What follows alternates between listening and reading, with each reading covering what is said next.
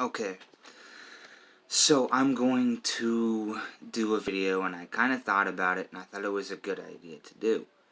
But reasons to give up on witchcraft, occultism, Satanism, and overall just magic. The first thing that comes to mind is how much, let me go back a little bit. And this is just in case you want to quit or want to move on with another faction in your life and anything else. Because I've just been wanting to do this in case anybody ever wanted to give up on magic and focus on a more secular life or whatever, or switch spiritual views, like if you don't want to believe in the higher realms or this or Merkaba, and switch it around to something to another belief system, like the ancient Greeks and Hades and the planet of Hades and Styx. Or if you want to leave Styx and Hades and any other Greek afterworld for more higher conscious stuff, like Merkaba, the Hebrew stuff, the Kabbalah, Merkaba mostly, and other Christian occult. Or if you want to give up the occult entirely. The first thing you got to do and admit to is that you know nothing, most of all. But how much of a loser you kind of feel like, and how much of a loser you kind of look like compared to everybody else who's not really into it or digging it. Second of all, you gotta think about science and secular belief of the different countries in the world, and how much science means to people, and all of that. But most of all, how much of a loser you might look to someone that doesn't understand. It's like, what was the point of reading the books, Why are you absorbing so much books? And, just whatever.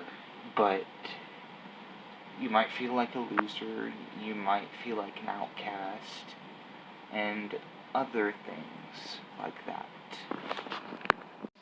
The biggest thing is the lack of a normal life, or how separated you are from your family or your friends, or any of that. You just might feel like, almost like a failure. Like, what if you didn't have a job? What if you didn't have support for your family? And all that. Well, giving up on occultism, or occultism might be the problem. So might as well just give it up, and giving up the occultism might, so you can expand horizons and stuff like that. But this is only for people that kind of want a way out. Or what about all those people that were ritually abused? Damn it. I'm sorry about that. But what about the people that were ritually abused, or want to get out of the dark magic?